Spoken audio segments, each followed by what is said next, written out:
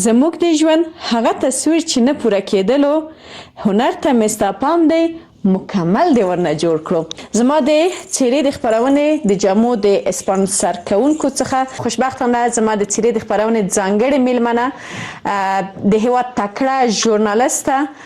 مینه اکبري ده. واقعا ډېره جالبه پوښتنه دې وکړه. ما فکر نه کوم چې ته به دا پوښتنه وکړې ځکه چې دوستانو حسینه جانې بالکل زه خبره نه یم چې کومه پوښتنې به له ما نه کوي. میرمن خاپیري نغمه نو دا به مې کتل زه خو نه پوهېدلم چې دا سندرغاړې ده دا خبریاله دا څنګه نو زما به ډېر خوښېده چې کومه ورځ وي یو ورځ په دې ټلویزیون کې زه هم واوسېږم. راغلم کابل ته پلازمېنې ته نو هلته شمشاد ټلویزیون کې مې کار شروع کړ. وروسته هغه نه خورشید وروسته هغه نه دا کډواله شوم. دلته پاکستاني رسنیو کې او انلاین د افغان رسنیو سره کار کوم. شریک ژوند اوس پیلوي له خیره که نه تر اوسه هم د ځینو خبره وړه یې.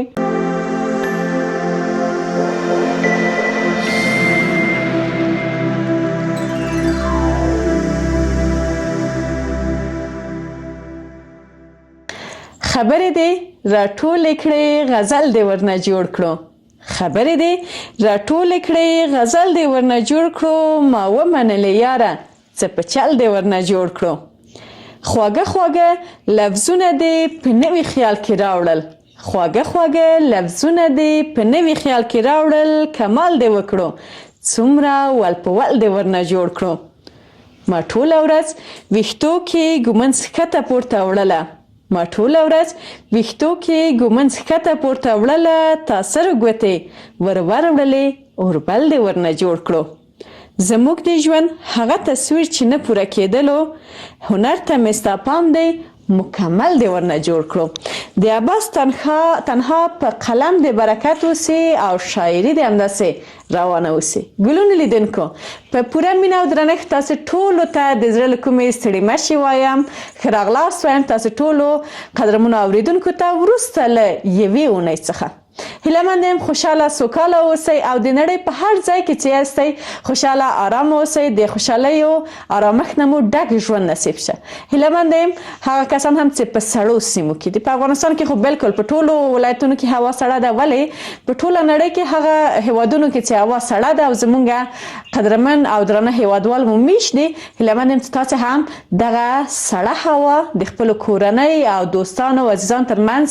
د محبت او مینې خلوص څخه په ګرمه فضا کې تیره کړئ. لیدونکو ښه راغلاست د څیرې خپرونې ته. په نننۍ خپرونه کې بیا هم حسینه همدرد ستاسې په چوپړ کې یم له ډېرې یو قدرمنې څیرې سره. دا چې څوک دی تاسو یو څو شېبې وروسته پوه شئ ډېره یوه قدرمنه میلمنه را سره ده. لږ څه نقل در کوم. په دوو تېرو خپرونو کې دوه قدرمن میلمانه را سره ول ولې په نننۍ خپرونه کې قدرمنه میلمنه را سره ده. نو تاسو به په هکله بیا وروسته پوه شئ چې څوک دی. ډېرې جالبې کیسې ورسره لرو نو حتما خپرونه تر وروستۍ شېبو را سره وګورئ او د خپرونې لیدونکي اوسئ. خو مخکې له هغه نه ځای لري حتما ځانګړې مننه وکړم. زما د څیرې د خپرونې د جامو د اسپانسر کوونکو څخه د کوچي بیوټیک څخه چې واقعا ډېر ښایسته او ډېر اعلی افغاني جامې افغاني ګڼې لري او تاسو هم کولی شئ چې واتساپ شمیره په سکرین باندې تاسو درته څرګندېږي مسیج ورته وکړئ. هغه کسان هم چې په افغانستان کې دي زنګ ورته ووهئ او د دوی د ښکلو ښایسته محلي او افغاني جامو څخه ګټه واخلئ په محفلونو کې په خوښیو کې او کولی شئ چې فرمایش هم ورکړئ او ښایسته جامې پرې وګنډئ. واقعا ډېر ښایسته تاسې دا د وینې زما دا درېیمه خپرونه ده او ما تر ټولو ساده جامې د دوی خوښې کړي دي ولې بېنظیرې جامې دوی په خپل کارګاه یا دوکان کې لري. نو حتما ورته مسیج وکړئ که چیرې د افغاني جامو غوښتونکي یاستئ حتی د هېواده بهر هم تاسو ته په ډېر کم وخت کې درلیږلی سي او تاسې کولی سئ چې ښایسته جامې ترلاسه کړئ. ګلونو لیدونکو د څیرې خپرونه کې تاسو پوهېږئ چې همیشه له ما سره قدرمن میلمه وي. په نننۍ خپرونه کې هم ډېره یوه تکړه خوږ ژبې ژورنالیست را سره ده چې د هغې په ژوند د هغې په زده کړو او په ټولو فعالیتونو به ورسره کیسې کوو. د هېواده مسافره ده او دا چې په مسافرۍ ډګر کې یا د مسافرۍ هېواد کې دا څنګه ژوند کوي په کومو فعالیتونو باندې بوخته ده دغه ټولې کیسې به ورسره وکړو. مینه اکبري تاسو د هېواد په ډېرو رسنیو کې لیدلې ده او نوم سره یې هم اشنا یاستئ. په سوشل میډیا کې به مو هم لیدلې اوسئ. نن را سره د څیرې په خپرونه کې ځانګړې میلمنه ده. راځئ چې ورسره مرکه پیل کړو.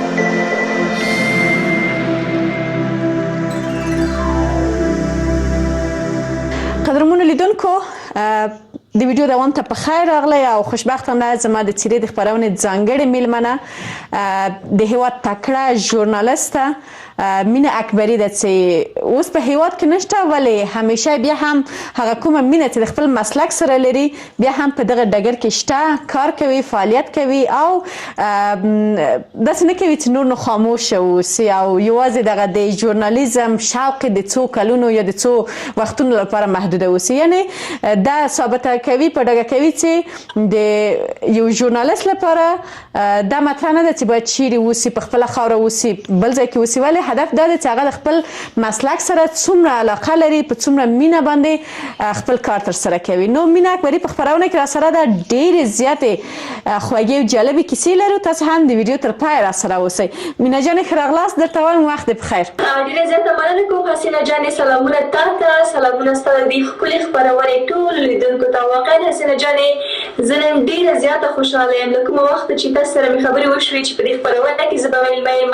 نو ډېر زیات د خوشحالۍ احساس لرم نو انشاءالله چې دوستان به لیدونکي وي او ډېر ښه ګپ شپ به لرو ما او تا د یو بل سره ځکه چې زه خو ډېر غواړم تا سره چې څومره قصې وکړم څومره خبرې وکړم بیا هم کمه ده بالکل مینه جانې وایي غر غره ته نه رسېږي خو انسان ته رسېږي لیدونکو یو تصادف به زه تاسو سره کیسه وکړم چې تصادف په افغانستان کې زه او مینه جانې هېڅکله هم مخامخ شوي نه وو حالانکه یو بل هم ښه پېژندل په کومو رسنیو کې چې موږ کار کوه حتما یا زه مخکې مې هلته کار کوه یا مینه جانه به وه ولې هېڅکله داسې تصادف نه ده رامنځته شوی چې یو ځای اوسو ولې نن خوشبختانه دا د مجازي نړۍ د هم خدای پاک لري چې دغه زړونه او دوستان یو د بل سره دومره نږدې کوي مینه جانې راځه ځینې پوښتنې به لیدونکو ته هم پیدا وي او زه به یې هم له تا نه وپوښتم اول راځم دې ته دغه یعنی تر اوسه چې لیدونکو ما مینه پیژندله ما د مینې اکبري په نامه پیژندله دغه یوه اونۍ کېږي چې د مینې نوم بدل شوی دی ډېر لیدونکي هم ورسره همغږي دي مینه به خپله په دې هکله ووایي چې ولې څه یې دې لامل شول چې مینې خپل نوم بدل کړ حسینه جانې واقعا ډېره جالبه پوښتنه دې وکړه ما فکر نه کوم چې ته به دا پوښتنه وکړې ځکه چې دوستانو حسینه جانې بالکل زه خبره نه یم چې کومه پوښتنې به له ما نه کوي نو دا ماته جالبه وه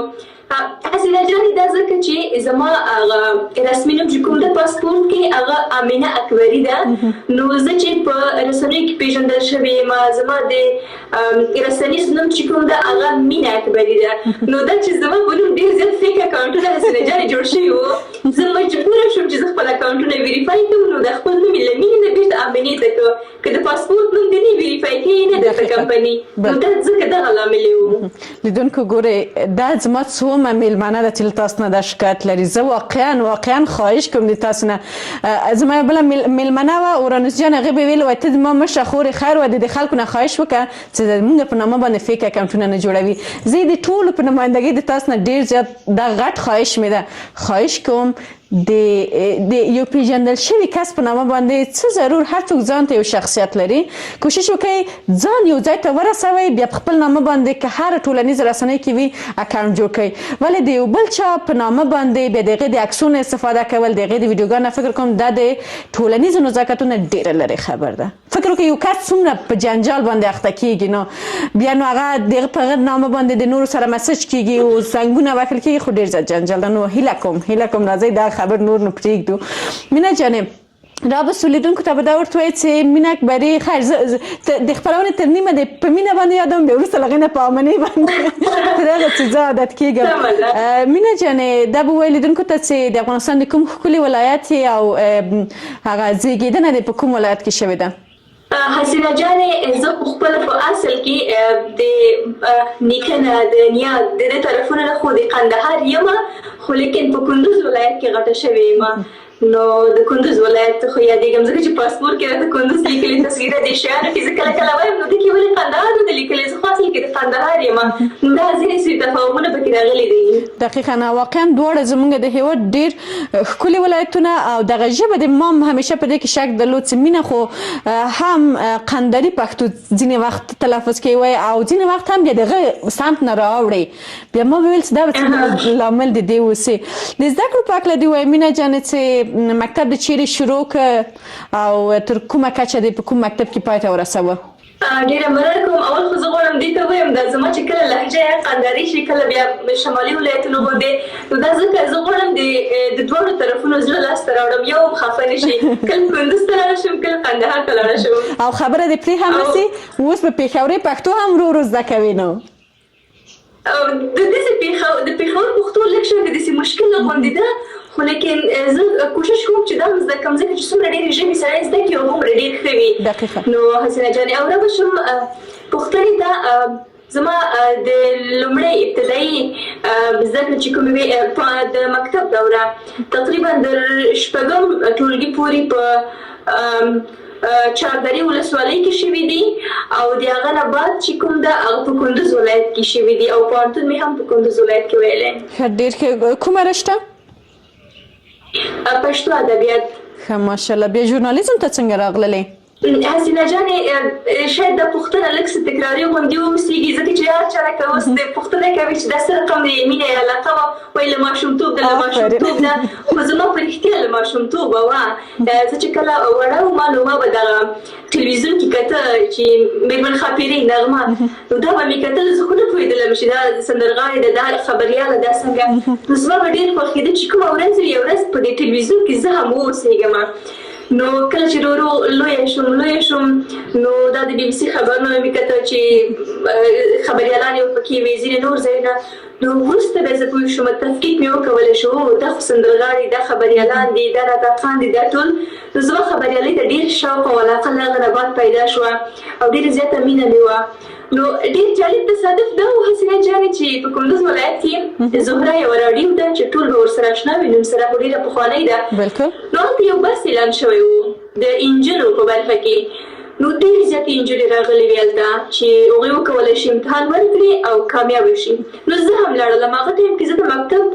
اتم صنف دهم صنف دغه وختونو کې ومه چې لاړم نو ما داسې مې امید وشکېدو حسینه جانې ما ماشاءالله دومره تکړه کسان راغلي ما زه خو هسې نه شم کولی پکې ناکامه یم خو بس امتحان مې ورکړ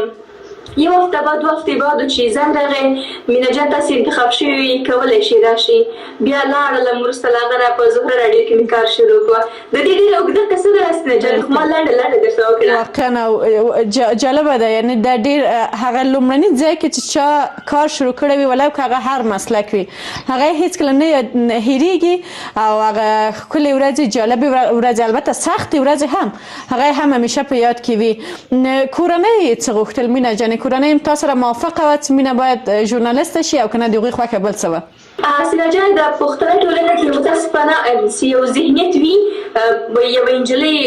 غږ ته باید څوک ونه اوري څه پاتې ده چې د دې څېره ظاهره شي دا په ټلویزیون کې نو مخالفه وه تر ډېره حده مخالفه وه تر ډېرو وختونو پورې نو یو مورجانې مې راسره موافقه وه په دې برخه کې چې هلته موبایل کې زه چې کله راډیو ته تلم زما خپله ځکه چې غږیزه وه راډیو وه نو څوک نه پوهېده چې دا زه یم زما کورنۍ کې نو وروسته پوه شو چې ډېر جنجالونه وه حسینه جانې پرېږدم بس هغه به نه وایم ځکه چې دوستان خفه نه شي نو ډېره جنجالي دوره وه رابسو دغه ټوله تر دغه کچه چې ته راورسېدلې دا یو ویاړم ده چې تا په بېلابېلو رسنیو کې کار کړی دی او هم ستا لپاره هم هغه ځایونو کې چې تا کار کړی دی د زهرې راډیو نه رانیولې تر دې دمه کومو رسنیو کې د کار وکړ او کومه یوه تا ته واقعا ښه دوره وه یعنې هغه د تجربې د لاسته راوړلو بهترین ځای و د زهره راډیو نه اول خو پیل مې زهره راډیو کې و د زهره راډیو نه چې زما خپرونه چې کومه وه د غرمې خپرونه وه زه یوه بله همکاره مې هغه ډېره مشهوره وه په کندوز کې ټولو کسانو به اورېدله وروسته له هغه نه ډېر وړاندیزونه راته راغلل حسینه جانې چې موږ سره کار وکړو د ټلویزیونونو څخه نو بیا خاور ټلویزیون کې مې کار شروع کړو ځان ته به د نشراتو مسؤلې په توګه مې هم کار کړی ده بیا زه خپله د یو راډیو مسؤله شوم بعد له ډېر ټایمه د شبنم راډیو چې په کندوز ولایت کې ده نو وروسته له هغه نه چې ځینې مشکلات راته پیدا شو په کندوز ولایت کې زه راغلم کابل ته پلازمېنې ته نو هلته شمشاد ټلویزیون کې مې کار شروع کړو وروسته له هغه نه خورشید وروسته له هغه نه دا کډواله شوم دلته پاکستاني رسنیو کې او انلاین د افغان رسنیو سره کار کوم نو ما ته تر ټولو خوږه دوره چې وه حسینه جانې هغه د شمشاد ټلویزیون کې چې کله وم هغه ډېره خوږه دوره وه او اوس مهال چې زه په کوم ځای کې کار کوم د کاکتوس نیوز سره واقعا یو کورنیز ماحول انسان ته جوړېږي داسې فکر نه کوي چې ته په رسمیاتو کې کار کوې نو ډیر د آرامښت احساس کوم. نو دا دوه ماته تر ټولو خوږې دورې وي. بالکل مینا جانې که چیرې ته بریالۍ شوې نه وي او کورنۍ هغه کسان په ټوله کې هر څوک چې مخالف هغوی بریالي شوي وي او ته رسنیز ډګر ته اجازه نه وای درکړې، مینا اکبري به اوس څه کاره وه؟ کوم مسلک به د دویم آپشن و څه ته یې وټاکې؟ حسینه جانې یو څه چې زموږ په پښتنه ټولنه کې کورنۍ ډېر زیات علاقه‌مندي ښیي او غواړي چې ته هغه مسلک ته دوام ورکړې وي مخ ته یې ویسي، هغه د روغتیایي برخه ده چې ته باید یو ډاکټره شې. چې متاسفانه زه وایم که ماته څومره هم شرایط برابر شي چې زه وغواړم ډاکټره شم په ماته تحمیل شي، نو زه هیڅکله نشم کولی ډاکټره شم، ځکه چې زه ډېره ډارنه یم حسینه جانې پیچکاري چې زه له لرې ینم او زه ورته ذوق یم. نو بغیر له دې نه چې زه ونشم کولی خبریاله، نو دویم مسلک به زما معلمي وي، استادي. ډېر ښه، انشاءالله په هر ډګر کې چې اوسې زه ډاډه یم همدومره چې قوي عزم و هوډ لرې ته به بریالی اوسې. افغانستان کې دلته تا په قندوز کې هم ژوند کړی، کابل کې هم، دا که پرتله کړو د کوم ژوند ډېر ښه و؟ هغه د نجونو لپاره مثلا د زده کړو چاپېریال یا د ژوند کولو چاپېریال سمه ده پلازمینه کې به امکانات لږ څه ډېر و، ولې هغه خپل ټاټوبی بیا بیخي خوندور وي. دا خو ده حسینه جان، خو له بله مرغه د ولایاتو حالات دومره ښه نه دي، نو هلته که یوه نجلۍ څومره هم پیاوړې وي او دا اراده ولري چې زه وکولی شم پرمختګ وکړم، لوړې زده کړې وکړم، نو وکولی شم په ډېر ښه ښه ځایونو کې کار وکړم. متاسفانه زمینه یې نشته، دا هلته دومره سړی په اسانۍ نشي کولی بریالی اوسي. خو کابل ډېر ښه ده، د کار زمینه هم برابره وي، د پرمختګ زمینه هم برابره وي، د زده کړو هم ډېر ښه چاپېریال برابر وي. د دغه رسنیز ډګر نه د یو جالبه خاطره که په ذهن کې وي یا اوس شریکه کړه یا که وروسته د بیا ذهن ته راغله، هغه وخت چې رادیو کې وي، هغه وخت چې تلویزیون کې وي، ځکه واقعا ډېرې جالبې خاطرې انسان ته پیدا کېږي. په لومړي ځل د یوې خپرونې مخ ته وړل یا تخنیکي چارو مخ ته وړل واقعا د خاطرونو ډک وختونه وي. یو څه حسینه جانې هسې خو خاطرې ډېرې زیاتې دي. څوک چې د خبریالۍ په ډګر کې وي حسینه جانې تا ته خو معلومه ده ټول ژوند یې د خاطرو ډک وي، هره ورځ خاطره وي. نو زما یو خاطره په ذهن کې ده، دا تقریبا همدغه 5-6 میاشتې مخکې وه، کله چې ما د مووي ګروپ سره کار کوو د باربود ټلویزیون سره. نو دلته اسلام آباد کې سټوډیو کې موږ ټول همکاران ناست وو. البته ما یا شاید صرف ما ته جالبه تمامه شوې اوسېږي، خو هلته موږ او همکارانو ډېر پې وخندلې.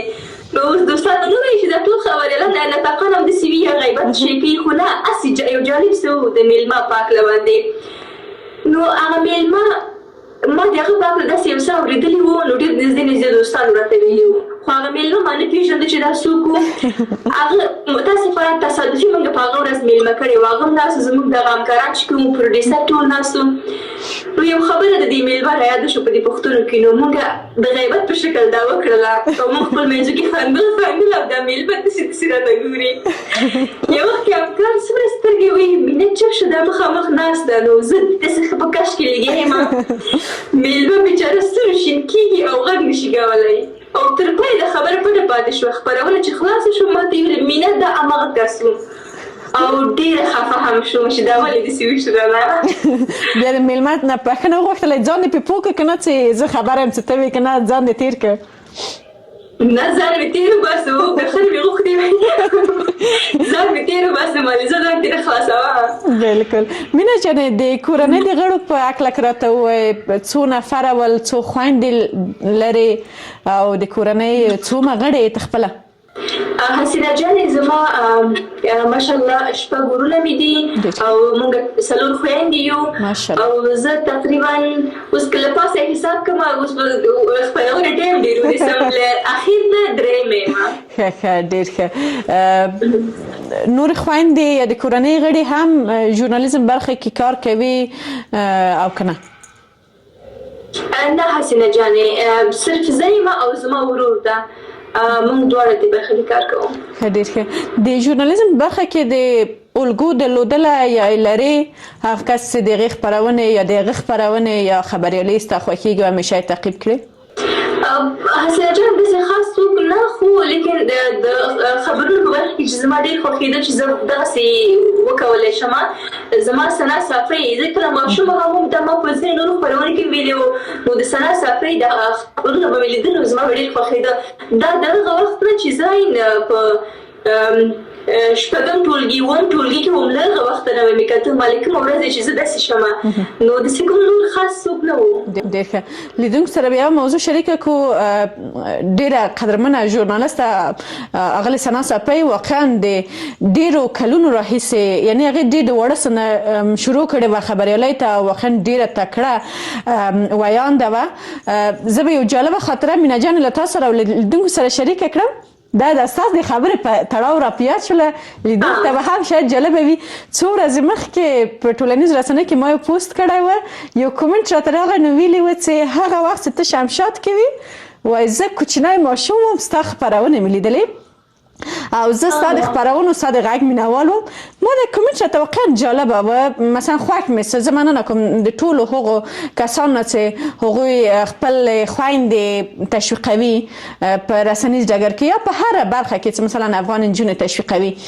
نو ما زه لاړم د کس پروفایل مې ولیده. ما ویل شاید دا به حتما یو ډېر نوي 18 کلن ځوان به وي 18 به وي دا یې بیخي 19 کلن ځوان به وي. ګورم چې نفر د 15 نه خواوښته.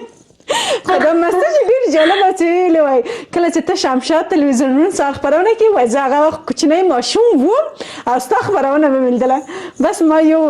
لایک ورکړ خو ډېر راته جالبه وه. هغه مسج مې وساته کورنۍ غړو ته مې هم وروښوده. ما ویل ګوره څه یو جالبه کومنټ ماته راغلی.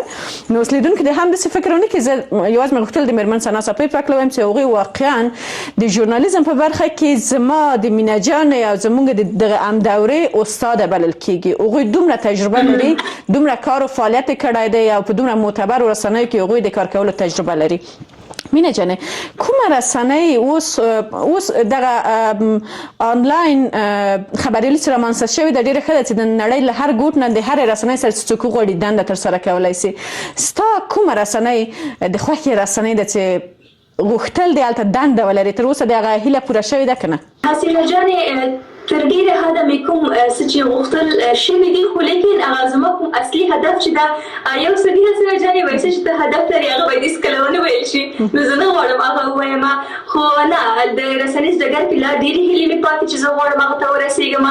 نو انشاءالله چې داسې نه کېږي چې یو دفعې سړی خیز ولي هغې مرحلې ته ورسېږي نو سټیپ په سټیپ زه انشاءالله هغه ته رسېږم. نه لا هغه څه چې ما غوښتل نه دي شوي.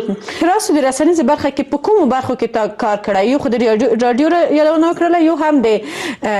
مثلا تصویري خپرونې چې وي. که په تخنیکي برخه کې راسو چې کومه برخه کې مشخصا ویناوالي، پرودوسري، پریزنټ، نو ډایرکټ بېلابېلې برخې دي. په کومه برخه کې تا کار کړی او کومه درته ډېره سخته ښکارېږي؟ حسینه جانې ما خو د ویاندویي برخه کې کار کړی ده او همدارنګه پروډیوس برخه کې هم کار مې کړی ده او ویاندویي هم ډېر سخت ده چې شاید ډېرو دوستانو ته ډېر اسانه معلوم شي چې واو اوس ګوره حسینه جانې صرف خبرې کوي او خلاص. نه دې باندې ډېر زیات زیار ویستل شوی، ډېر زیات زحمت ویستل شوی ده. دا کامره خپل یو تاثیر لري په اوایلو کې حسینه جانې. نو دا د یو زحمت د یو ډېر څو کلو زحمت نتیجه ده چې اوس حسینه جانې داسې ناسته ده ماشاءالله په جرأت سره خبرې کوي، دونه ښه معلومات هر څه لري. نو دا یو زحمت غواړي. او پروډیوسري کوم کسان چې د دې خپرونې تر شا څومره زحمت وباسي دا هر څه چمتو کوي چې تاسې ګورئ دوستانو دا په اسانۍ نه چمتو کېږي. نو پروډیوسري هم ډېر سخت کار ده حسینه جانې چې زه په افغانستان کې کوم پروډیوس برخه کې ډېر کار کړی خو چې زه کله دلته راغلم په 3 کلونو کې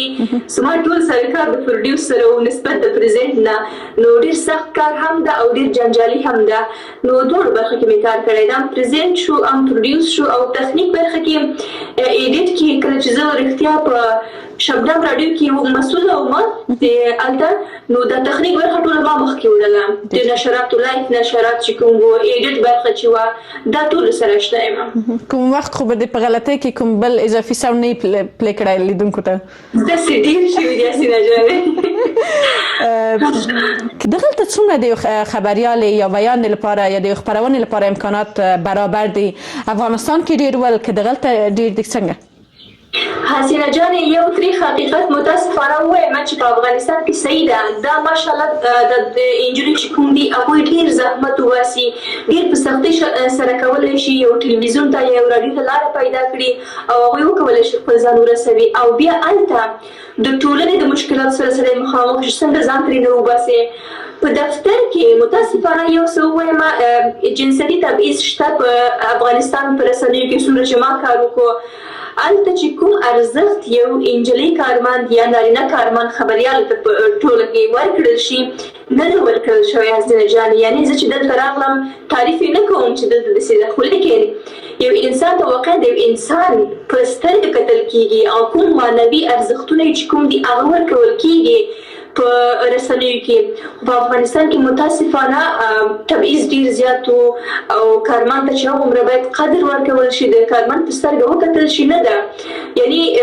فکر وکړه ستا به عمر هم انسان به یو چا به عمر زیات وي که نه چا چې عمر زیات نه وي په رسنیو کار نه شي کولی اتلس له خوا اتلس جیک وي نو هلته بیخي د ماشوم په سترګې کتل کېږي پټکه کوه پروډیوسر له خوا نه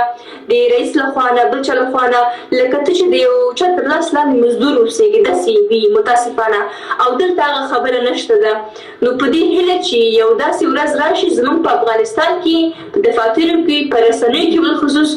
دغه کار له منځه لاړ شي یو کارمند ته یو خبریالې ته په کوم چې حق کېږي په هغه سترګې ورته وکتل شي کراسو د رسنیو نه بهر هغه وخت وظیفه به ختمه شوله کور ته به راغللې څه دې کول د کور کارونو کې د وضعیت څنګه ده د نورو خویندو سره مورجانې سره لاس دې ګرځي په کار کې ده اوس خو د مجبورۍ نه هم ګرځي اوس خو مسافره شوې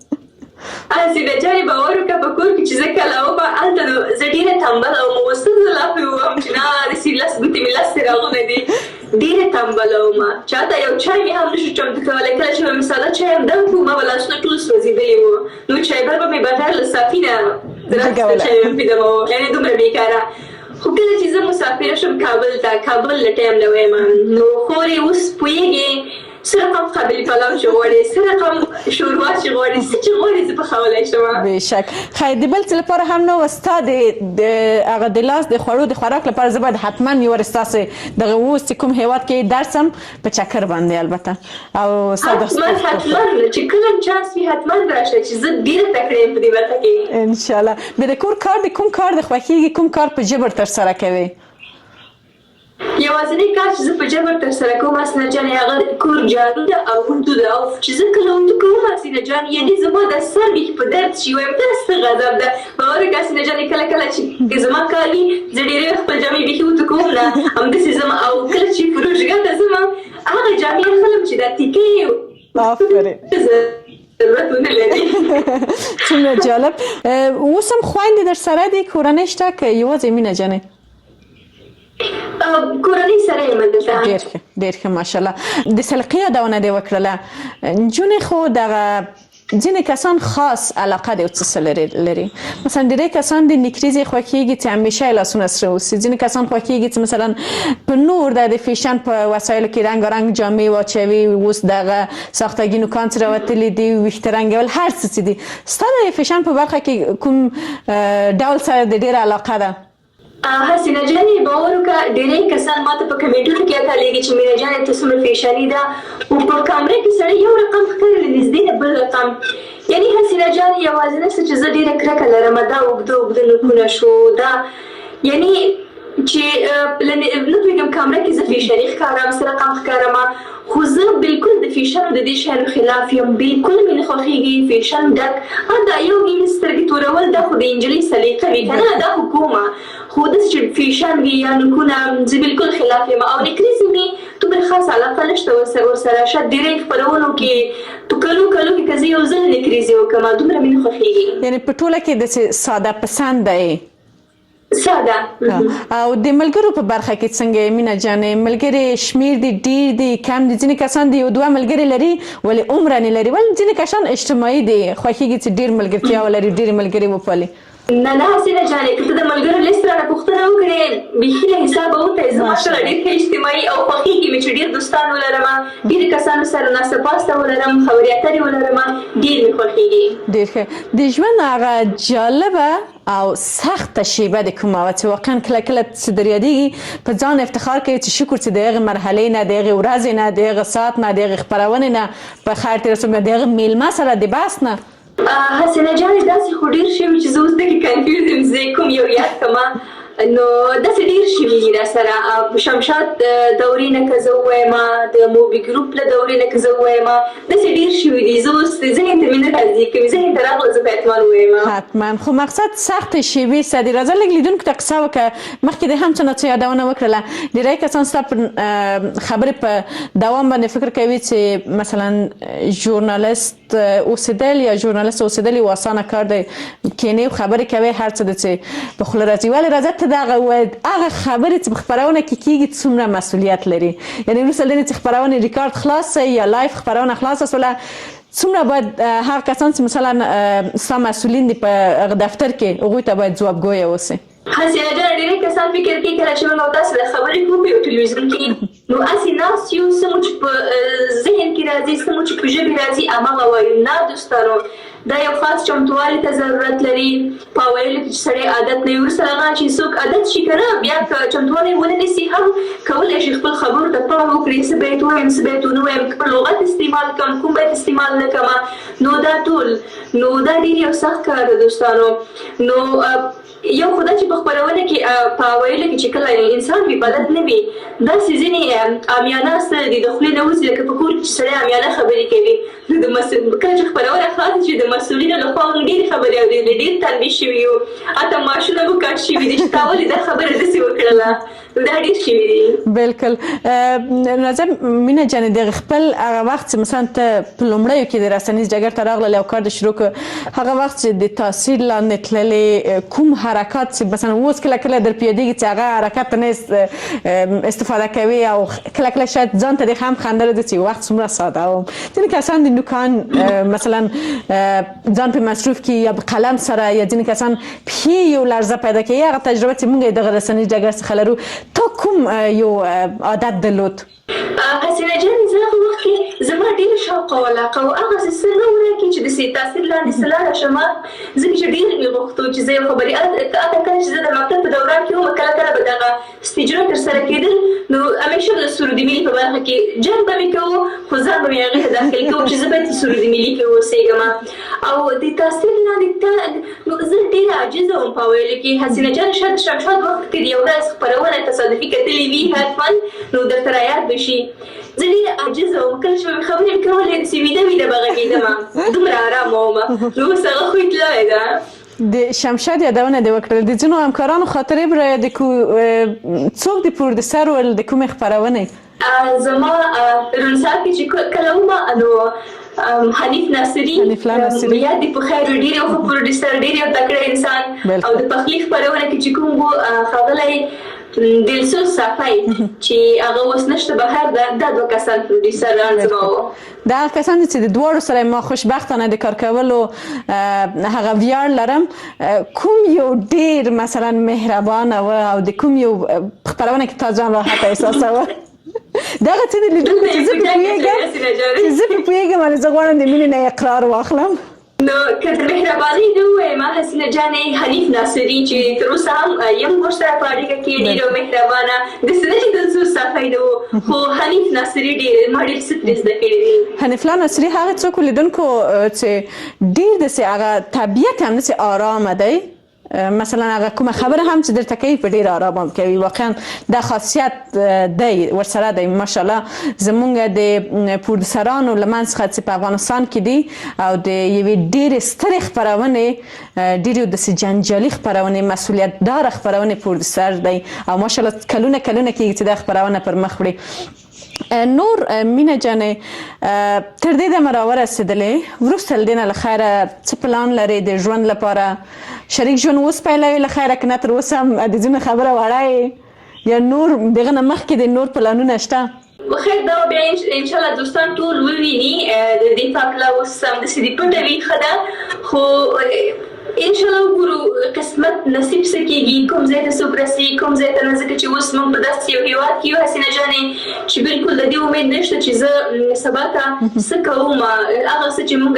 سکیجوال ځان ته چمتو کوو آیا دا به عملي کړلی شم سبا لپاره که نه نو داسې یو حالت ده وګورو چې قسمت څه کېږي وخت موږ ته څه شرایط مهیا کوي نو انشاءالله بیا ټول دوستان وګوري بلکل دا څه دی چې پټ نه پاتې کېږي هغه غوښتنه چې ته همیشه په ذهن کې ده چې د خپلو همزولو نه د ځوانانو څخه ولرې هغه به څه وي حسینه جانې زه د خپل ټولو هغه ځوانان چې دي هغه پیغله چې کوم دي دا هیله کوم ورته ځکه چې دا هغه څه دي چې په موږ تېر شوي دي او اوس هم په موږ باندې د تېرېدو په حالت کې دي ځکه چې وایي سرګذشت ډېر ښه کولی شي یو څه درته ووایي نسبت د طبیب خو لیکن هېڅکله وخت مه ضایع کوئ پوهېږې حسینه جانې زموږ ډېرې پیغلې زموږ ډېرې ځوانان وایي چې نه زه خو ما خو کوم ډاکټورا نه لرم زه خو کوم ماستري نه لرم زه څه کولی شم هېڅ نه دا نه ده بالکل نه په هر پیغله کې په هر ځوان کې یو ناخودآګاه هغه وي پکې استعداد وي پکې یو هنر وي پکې تاسې هر یو په خپل ځان کې چې کوم هنر ده هغه په ګوته کړئ چې په تاسې کې د څه هنر شته ده د خبریالۍ د ډاکټري د یو بل برخې تاسې هماغه برخه کې کولی شئ چې خپل ځان وموندئ او ښه پیشرفت وکړئ او هېڅکله مه ناامیده کېږئ چې کله هم تاسې ناامیده کېږئ کتاب راواخلئ مطالعه وکړئ همدا مطالعه ده چې تاسې یو ځای ته رسوي نو بس د ناامیدۍ څخه لاس